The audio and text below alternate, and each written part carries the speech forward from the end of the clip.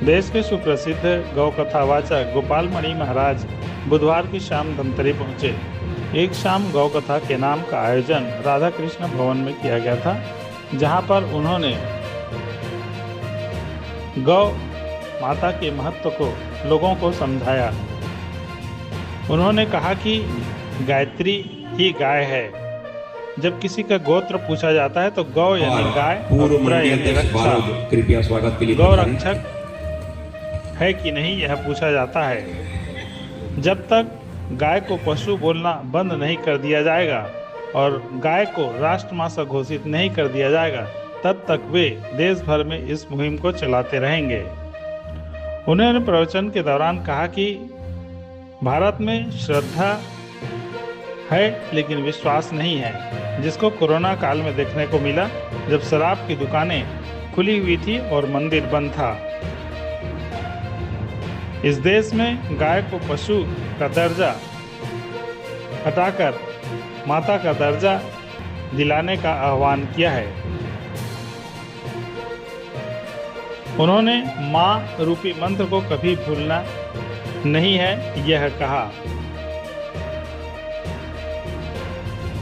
इस दौरान मौजूद गौ सेवकों, गौ रक्षकों ने गोपाल मणि जी महाराज का भव्य स्वागत। मतलब आप पूज्य हो रहे हैं।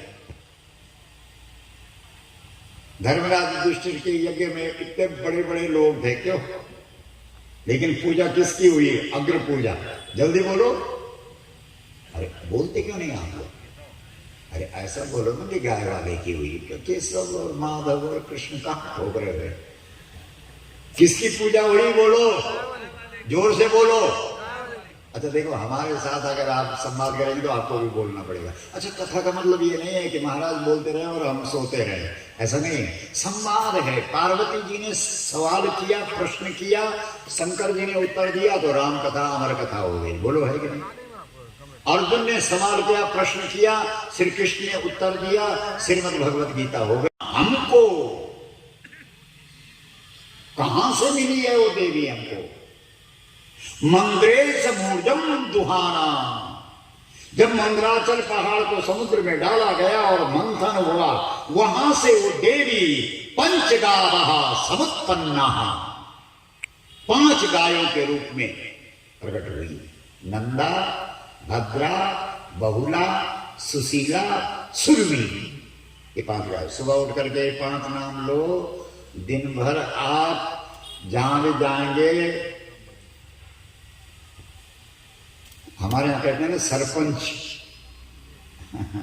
सरपंच, तो सरपंच कहलाएंगे। मतलब जहां भी बैठेंगे, प्रतिमाओं को रखने के लिए जगह नहीं है, तो तब तो क्या करता है? बोलो महाराज दिल में तो है ही। तो हमने कहा गाय को दिल में ही रख ले, इतना भी बहुत है। आज तो भारत के लोगों ने गाय को दिल से भी हटा दिया है। बोलो बोलो, सोचो। कल राम जी की प्रतिष्ठा हो रही थी, हम बड़े आनंदित थे, लेकिन हम इसलिए आनंदित थे पहले से कि कब आएगा वो 12 बजे का वो वाला मुहूर्त, अभिजीत मुहूर्त, जिस समय हमारे भगवान की प्रतिष्ठा होगी। हमें लग रहा था कि पक्का ऐसा हो ही नहीं सकता, शास्त्र विरुद्ध हो ही नहीं सकता, क्योंकि हमारे यहाँ गौ प्रतिष्ठा के बिना राम जी की प्रतिष्ठा हुई नहीं। हम प्रतीक्षा में थे, हमें प्रतीक्षा थी कि अवश्य 12 बजे ये घोषणा होगी कि इस देश के अंदर गौ माता को राष्ट्र माता की प्रतिष्ठा दी जाती है। गौ प्रतिष्ठा के साथ ही राम जी की प्रतिष्ठा हो जाती है।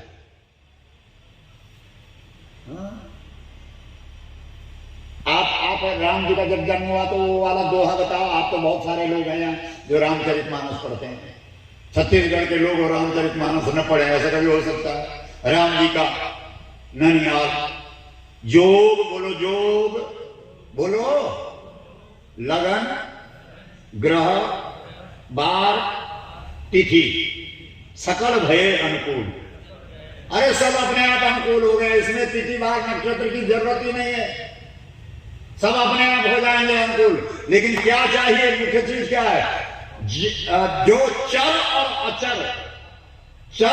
अचर हर्ष युक्त गौ माता के पृथ्वी के दो रूप हैं, एक जड़ रूप है और एक चेतन रूप है।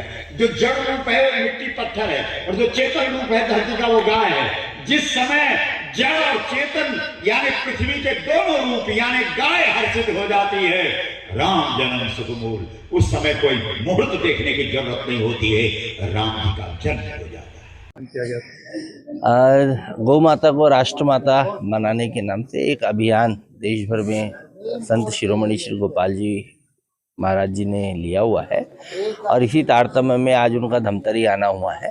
तो एक शाम गौ माता की नाम ऐसा कार्यक्रम यहाँ पर रखा गया है, जहाँ गौ माता के ऊपर उनका बड़ा सुंदर व्याख्यान होने वाला है और पूरे धमतरी की प्रबुद्ध जनता आज इस कार्यक्रम में आई हुई है।